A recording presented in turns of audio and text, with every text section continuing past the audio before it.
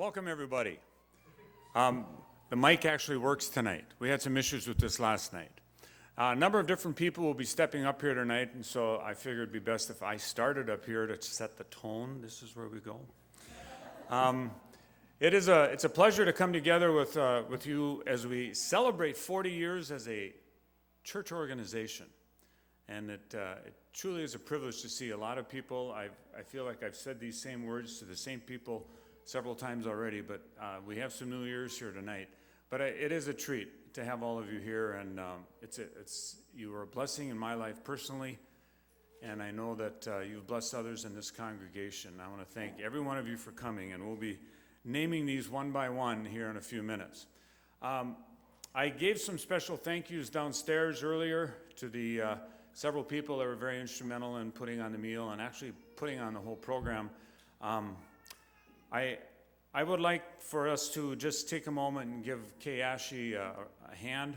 I want to thank her publicly. She has been a tremendous asset. Pastor Rich has been gone for, is it 2 months right now? And she's done a marvelous job of filling in the cracks to the best of a lot more than any of us expected. And I think she deserves a special hand.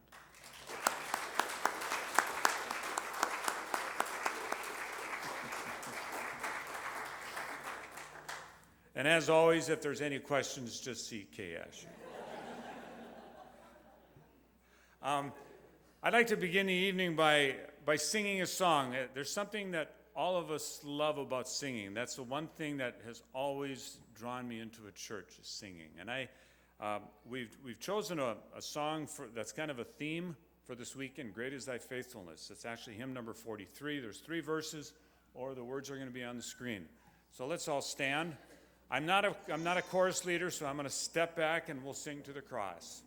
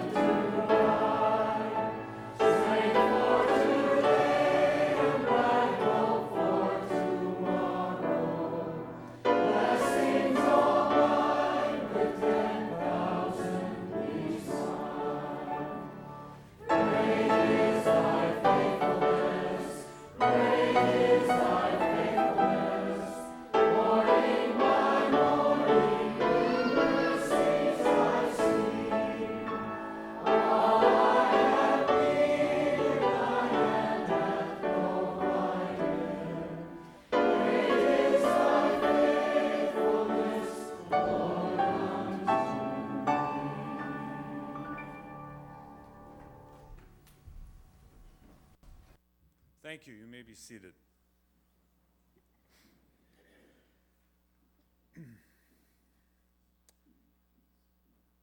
Tonight is the night we're going to spend a fair amount of time, I guess, looking back at the history, how things began. Many of you have already looked at the program tonight. There's an iMovie that's going to be coming up here in just a moment that Steve Hoffbeck has put together. He's going to share a few things before he actually shows that. But before we begin, I think it'd be fair for us to receive special greetings from some of our guests. I want to do this chronologically to the best of my ability, okay? And I think as we look back, I would be remiss, and I think we all would be remiss if we didn't pause for a moment and consider the tireless efforts of one couple that saw a vision years ago, and they have stayed true ever since the church opened 40 years ago. Darlene was playing 40 years ago. She played tonight. And Norris and Darlene have been wonderful instruments to want to share the gospel. It's been their life's desire that people come to know the Lord. And I think they deserve a special thank you. I know that Norris is going to be speaking later, and we'll give him an opportunity at that time.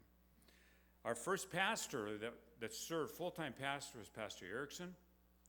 I don't remember how many years it's been since he passed away, but it's been some time. Marlon Olson was another pastor that followed. He was in the late 70s into probably the very early 80s. He wasn't able to attend. We sent him an invite, and he wasn't able to attend personally. I don't know that I've ever met him. But the first pastor I ever met, who will be bringing a message tomorrow in church, is Pastor Jack Story.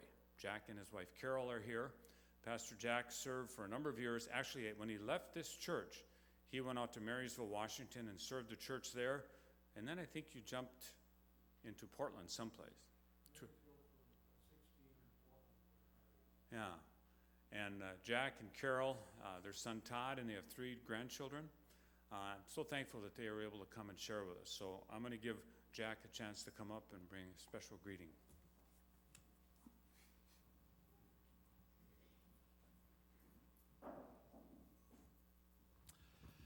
It's a joy for us to be here, and thank you for giving us the opportunity to come. Just a little update on what we're doing.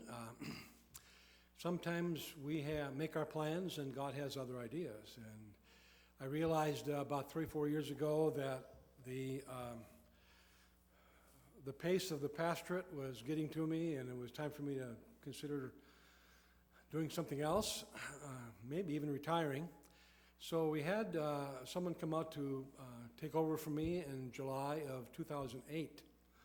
And he worked with me. I worked with him for about 6 months. And then in January of last year, we stepped down with the idea that we would sell our home and move back up to the Marysville area where we lived before.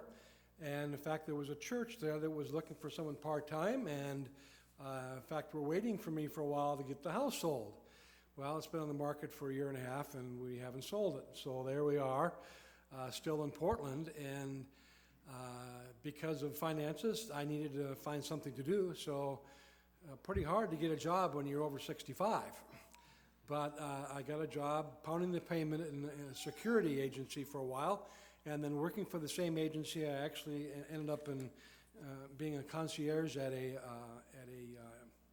advertising agency, and have been there now at that place for over 1 year, and been with the company for almost 1.5 years.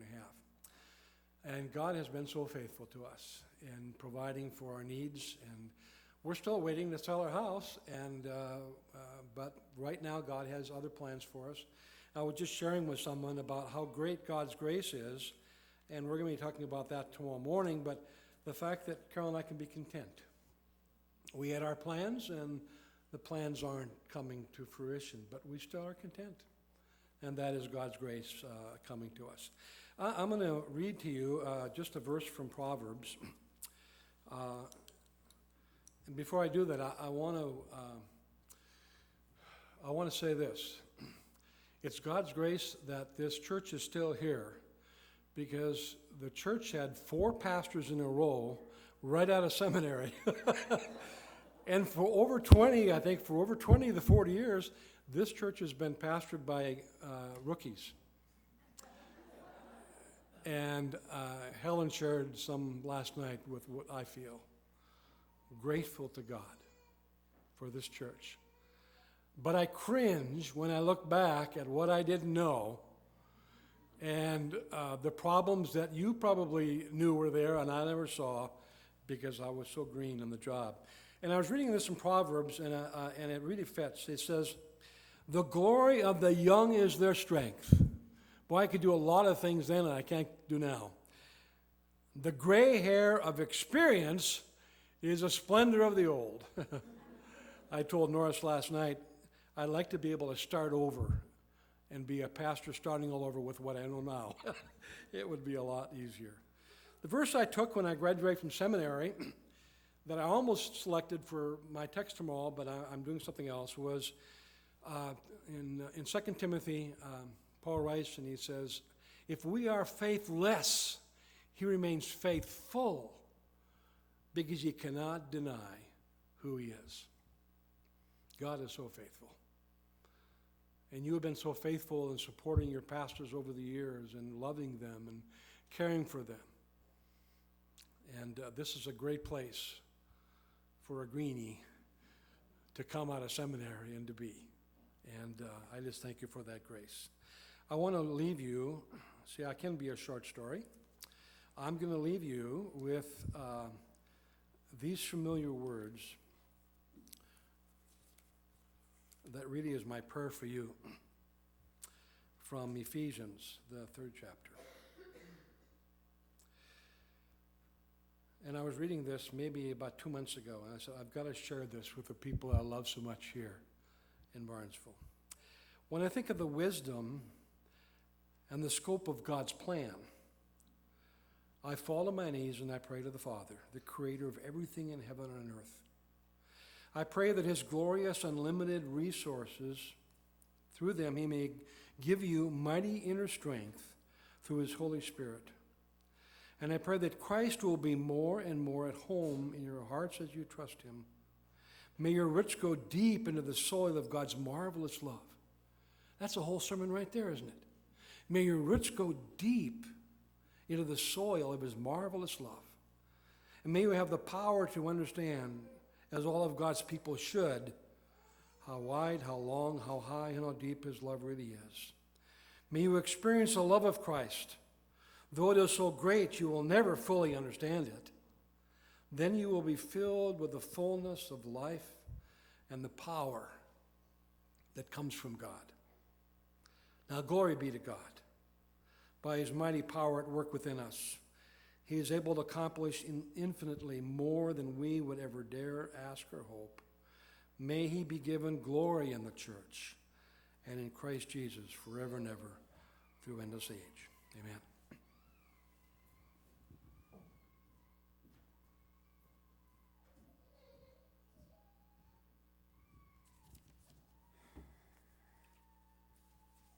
Thank you, Jack. I think from the standpoint of history with this church, Jack had a vision to take advantage of local cable television and had a camera set up right in front of the pulpit. That was when the old sanctuary was over there. And I mean, if you got off here, you were lost and nothing was shown. But it was Jack's vision to do that, and he faithfully put the tape in every Sunday. And here we are, do the math, 25 years later, I guess, even more than that. And that's still being played every Sunday. But we have two. What's that?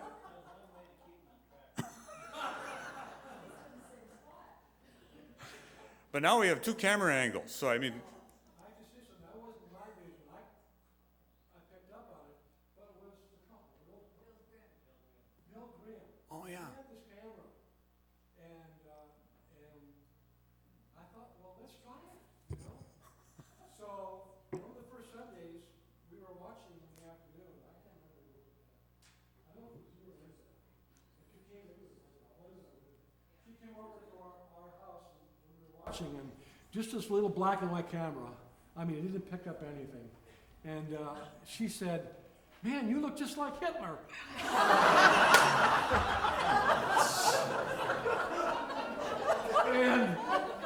and every Sunday I had to go and put that on there again.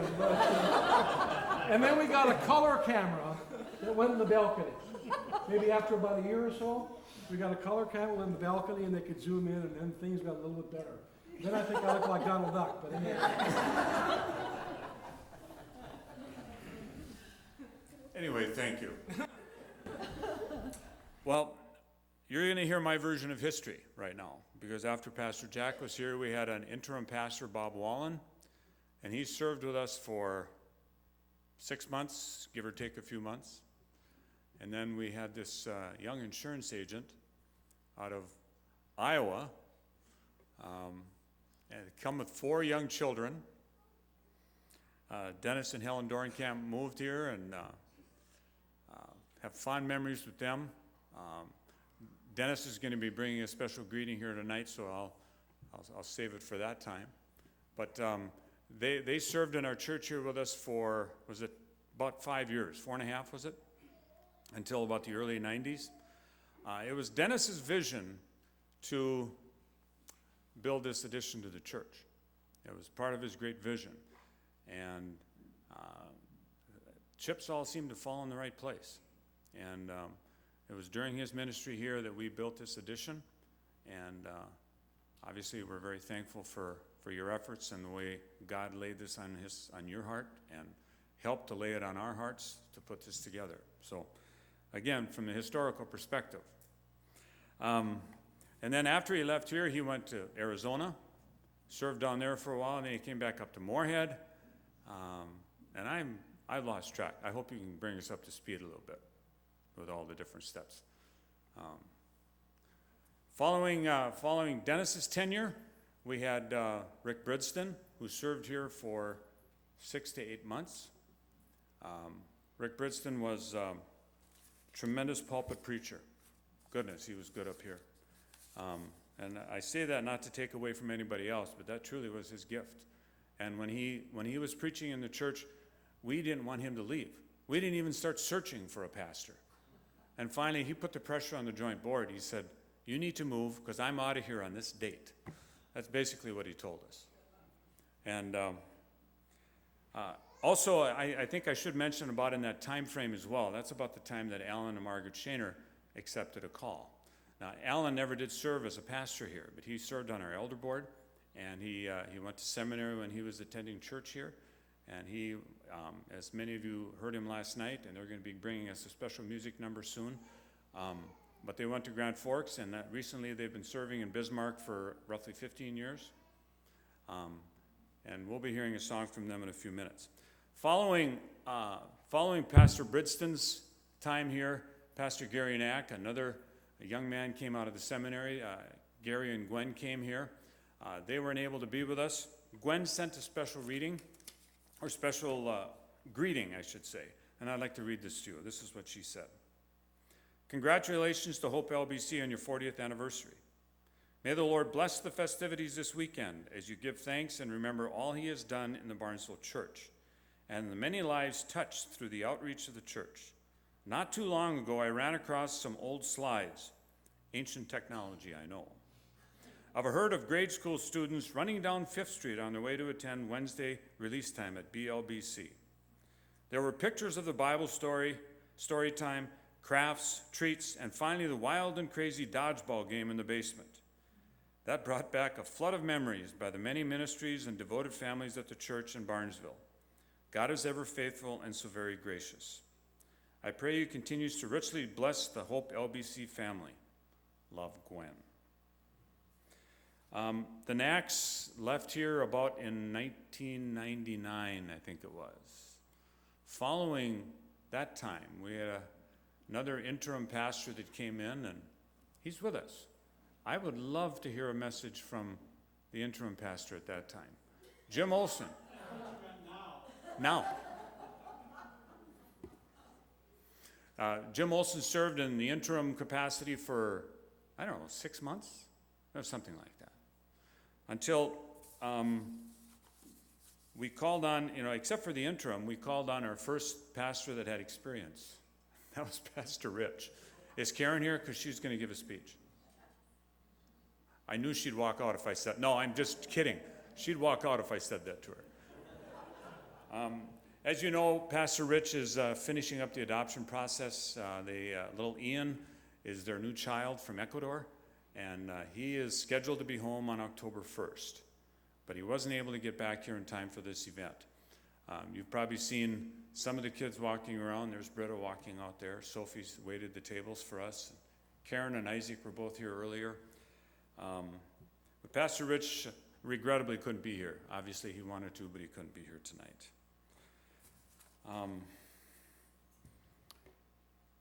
The other greeting that I would like to call on is Joel Nordfit. Joel is serving as the regional pastor. It's a relatively new concept in the Lutheran Brethren Synod, a little bit different model than we had even a couple of years ago. And I know that Joel has spent some time getting together with Rich, praying, and a bit of support as pastors often need. So I'll give you a chance to bring your greeting.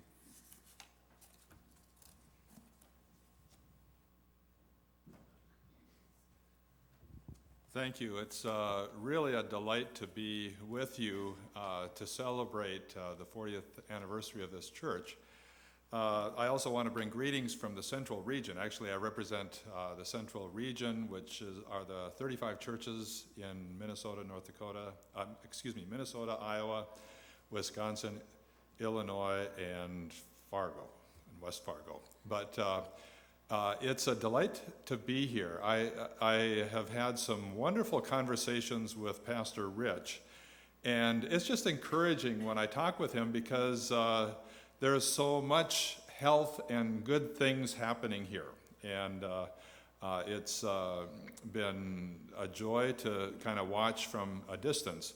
Now, Pastor Jack had mentioned that this has been a training ground for new pastors, but I don't know if you realize how many young people that you have also trained. In fact, I had my first ministry experience here in Barnesville. That was in 1970 in the summer. I had just graduated from Hillcrest, and Robbie Overgaard and I came up and we did some canvassing. I think we were here for 2 weeks, canvassing, and then VBS in the old community center. I can't remember what, but that's where you were meeting, City Hall. Okay.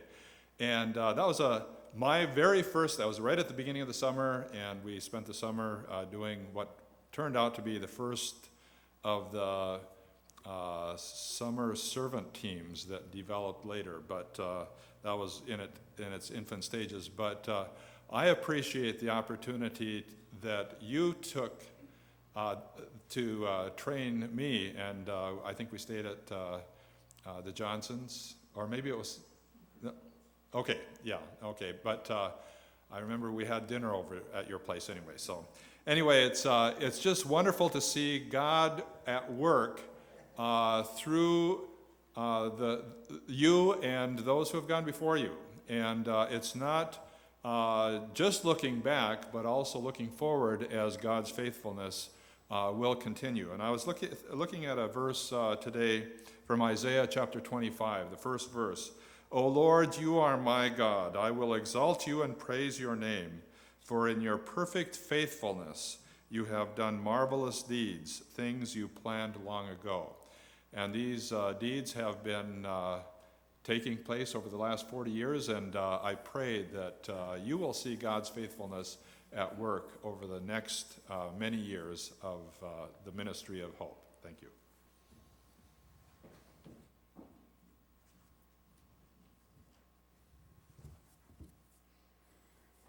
Thank you for coming tonight and sharing with us. Steve Hoffbeck, I'll give you the floor.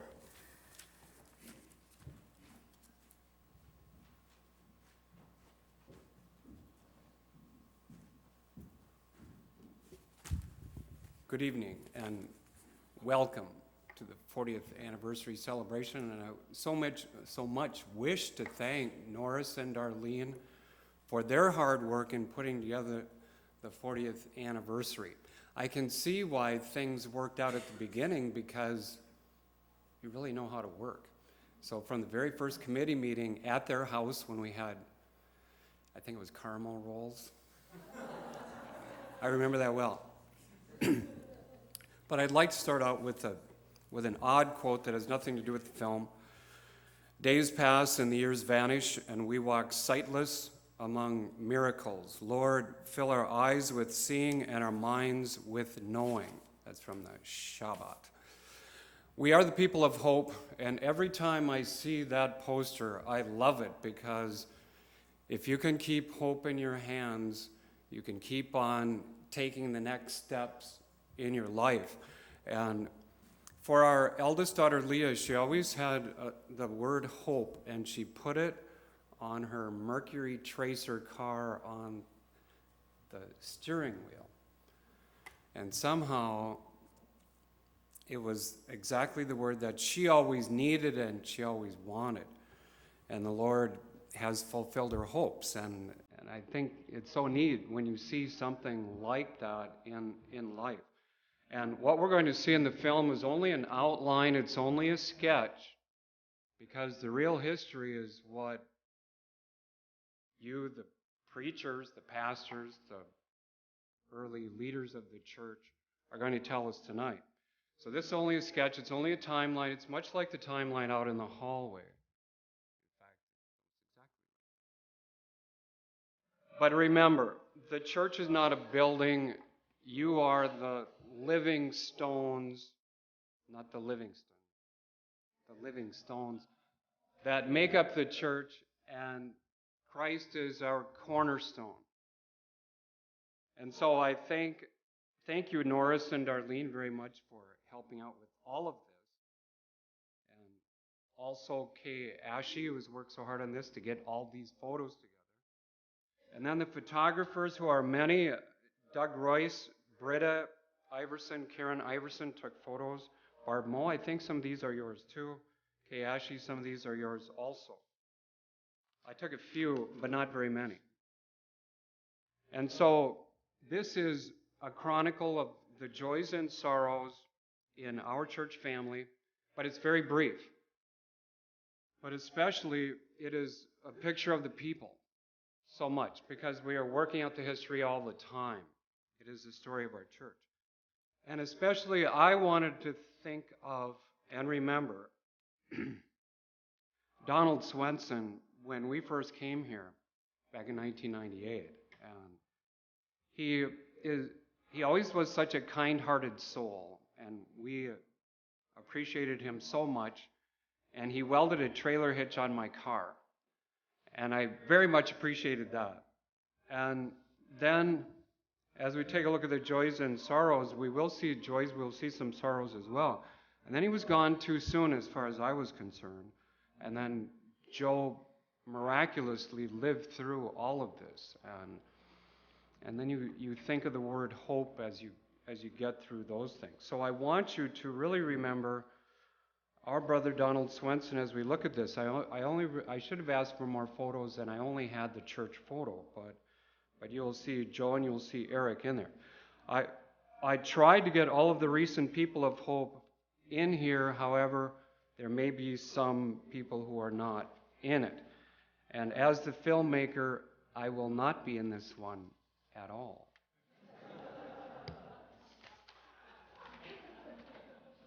Check it out.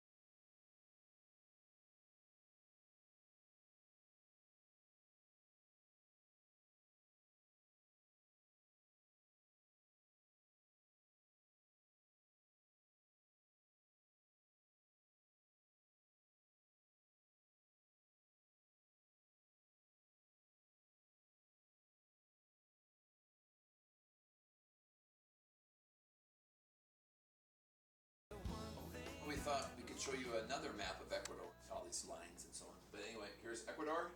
I will miss you. I apologize that I didn't say goodbye to you, so this digital greeting will have to suffice.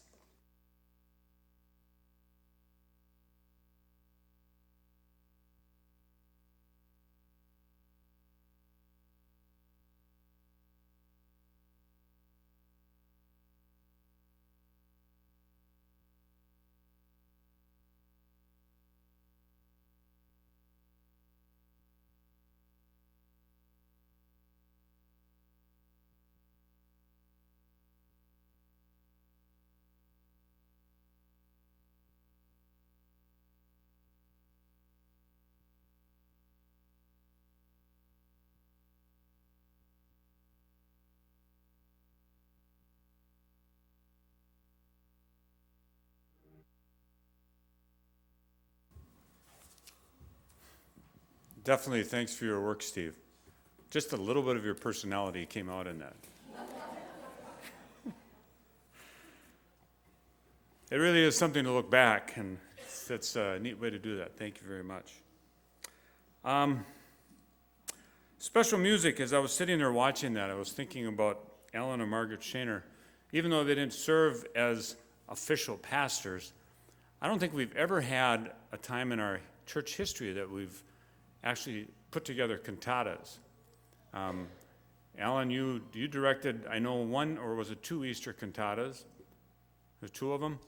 And a lot of time to practice and a lot of beautiful music.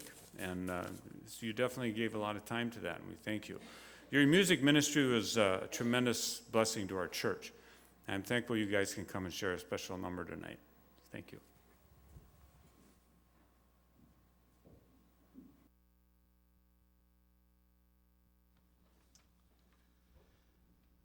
Just like in the past, it's not going to be just Margaret and me.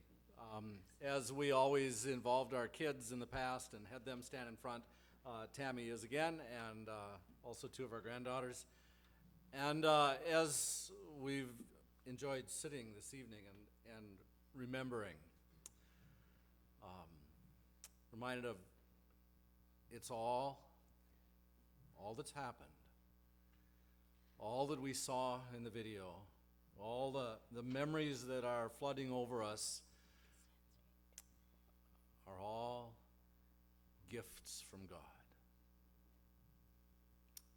They are God's grace being poured out here at this church and upon the people that have been a part of this church over this 40-year period, pastors and elders and trustees and people in the pew. And so the song we've chosen to sing this evening is one that these girls really know and love, because they understand that God pours out abundantly His grace upon us. And so the song is Grace Alone. They kind of were instrumental in choosing this for us.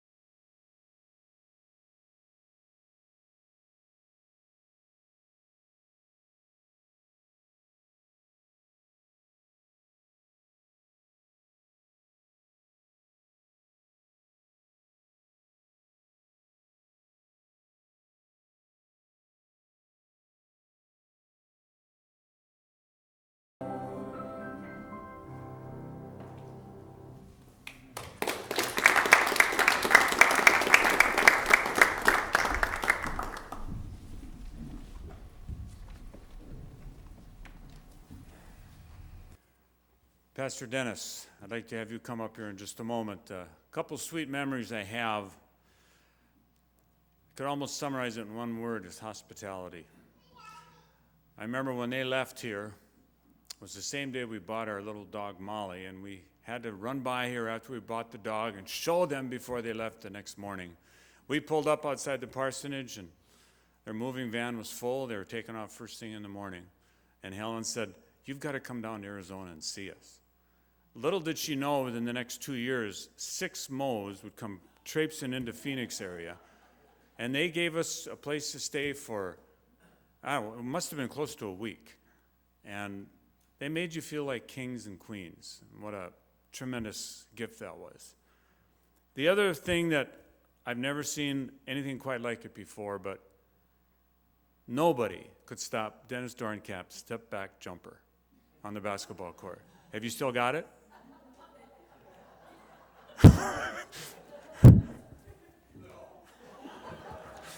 We had some fun on the basketball court, too. Anyway, I'm glad you could come.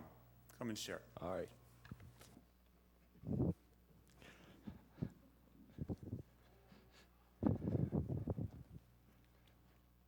Well, I'm going to start where I had not thought I would, because I thought I was going to be greeting in turn with the others, but I guess my greeting now is on, right? You wanted me to start with that. So just real quick, Helen gave you a little bit of that last night with the kids, but I want to just fill it in a little bit. Brent's 39, married to Diana, and they're in San Antonio, Texas, and have 3 children, Chasia, Santriel, and Kemuel. And Kemuel, believe it or not, is an Old Testament name. I couldn't believe it when I was reading through my one-year Bible one day, and lo and behold, here's Kemuel's name. And I said, so that's where they got that name. I don't know where they got the girls' name. Christine is 36, and she's married to Ryan, and they're in Colorado Springs, and they have 3 children as well, Gabriel, Gavin, and Mikkel. And again, I don't know where they got Mikkel. Clinton, the young one that, had the bespeckled look when he was here, he doesn't look like Clint anymore. Clint is the most robust of them all, and he's tall, yeah, solid. And he and his wife, Jennifer, are in Marana, Arizona. That's just north of Tucson, just a little ways outside of Tucson. For you golfers, I think there's a PGA event right there in Marana. And they have their son, Ethan, and they're expecting and will deliver on October 4th, because it will be a C-section. So that's the 8th child that Helen alluded to downstairs as our 8th grandchild that's on its way. And then Rachel, the one that you probably all knew best, because she was just a little critter when we were here. Rachel's 26. Oh, Clint's 32 in 2 weeks. Rachel's 26, married to BK. That's Byron, really, but he goes by BK. Grayson. And they're in Phoenix with us. And at this point, without any further additions. So that's a summation of the kids. Some of you may know, but probably most of you don't, that Jim Olson and my wife are first cousins. Jim's mother, Shirley, and Helen's mother, Clarice, are sisters. And we've said goodbye to Shirley about, a year and a half ago or thereabouts, 2 years. And Clarice is still going, the ever-ready sister. She's in Clarion at home and going to be 94, December 1st, I believe it is. And Burdette, her dad, will be 94 April 1st. So they're still alive and mentally very strong. Mom's doing much better than Dad as far as physical ability is concerned. And then my parents You remember Alvin and Margaret, some of you? They look a lot like they did when I was here. Dad doesn't get around quite the way he used to, but Dad's 88 and Mom's 90. And they're, again, by God's grace, doing quite well, and they're going to fly down to Arizona and join us for the winter, October 16th. And they'll be there through March with us there. So we're blessed. We are blessed. Now, as I've been here and looked forward to this opportunity to be here, I'm so glad you extended an invitation to us as pastors and making it possible for us to be here as former pastors. Because in Helen's and my world, this is a party. It's a 40th anniversary, and most of you have looked at this as a party event, I hope. It's a good thing to come together and look into each other's faces and say, he sure looks different. Or, you know what? You haven't changed a bit. You know, both happen, don't they? We're just not sure who's saying that about who. But you really, really do look great. I think about the congregation here, and I, of course, as it's already been pointed out, many of us were rookie pastors here. But many firsts, as a first-time pastor, many firsts for me in ministry happened here. My first baptism, and honestly, I don't recall who that was. Maybe the records would show.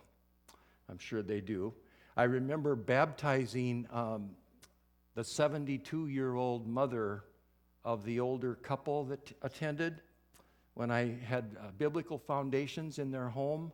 I don't remember the name, but one of my joys in the old sanctuary was that Sunday when the 72-year-old mother, and I just cannot remember her name, was baptized.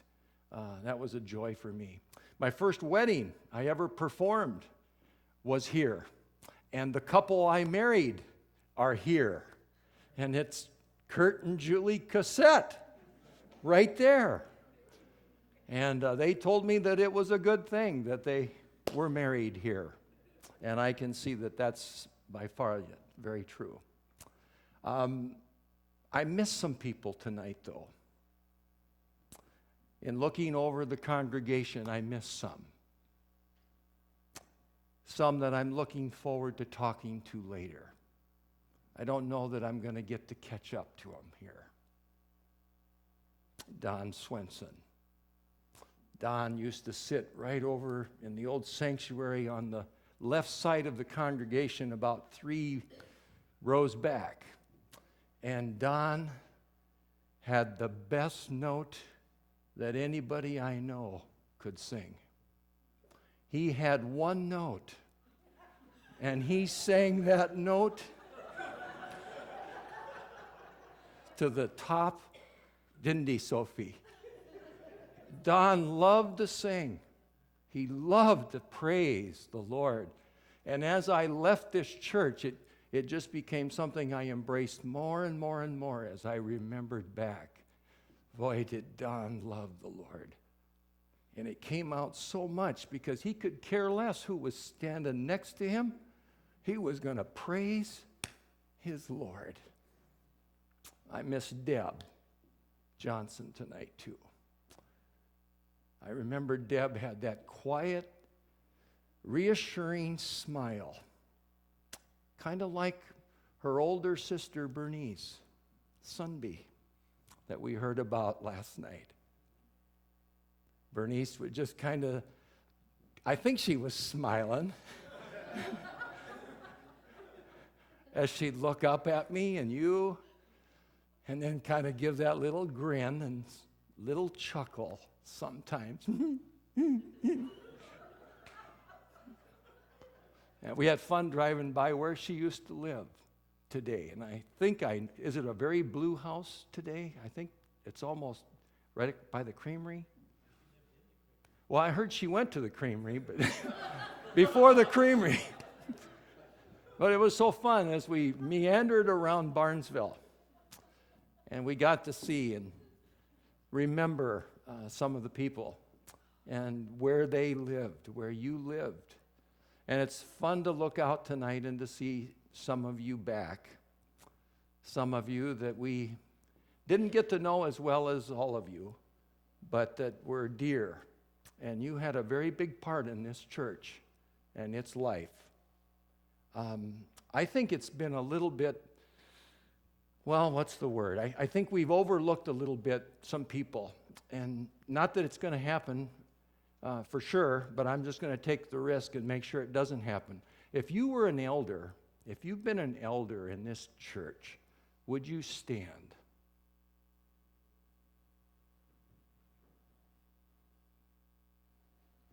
Okay? These are your leaders. Thank you, man. Who's been a trustee? Who's been a trustee? Okay? Likewise, leaders, people that were willing to take the time to serve. Because every pastor knows you don't do the church. You don't do the work of the church alone. You'll only go as far as your leadership will take you. And these gentlemen and ma'am that stood know that at times it's hard labor. It's hard labor to be a leader. There's joy in leading, but there's work in leading too. So now I'm going to oh, wait a minute. Before I do that, we left somebody out in greetings too, I think. Who was the home mission director in 1970 or so? Okay. Boy, this is one of the best congregations I think we've ever had. And I just want you to know, it's so good to be here with you tonight. Now, that's kind of the way I remember Harlan. Harlan was the first one that gave me an opportunity to minister. Way back in seminary, he was the first one to come and say, Dennis, we'd like to send a little group from Hillcrest and the Bible College and send them out east, and we'd like you to go along as the seminarian and do a little bit of speaking. And in those days, it was fear and trepidation that I always approached the speaking part of ministry. And so